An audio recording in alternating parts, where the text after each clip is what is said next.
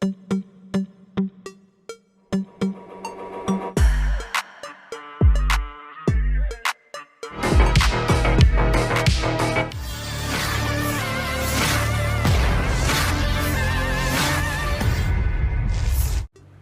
pertempuran jarak dekat antara militer Rusia melawan tentara Ukraina baru-baru ini berlangsung sengit di utara Priyutnoye. Alih-alih mereda, perang di antara kedua kubu tersebut justru semakin memanas. Terbukti sebuah rekaman ramai beredar di Telegram pada Rabu 31 Januari 2024. Rekaman tersebut menampilkan situasi menegangkan di medan pertempuran. Disebutkan dalam keterangan unggahan, prajurit dari Resimen Tank ke-218 dari Divisi ke-127 Rusia menyerbu posisi musuh di utara Priyutnoye. Sebagai hasil dari tindakan terkoordinasi dari unit-unit tersebut, tentara Ukraina berhasil diusir dari area ini. Peristiwa ini membuat infanteri angkatan bersenjata Ukraina rugi total.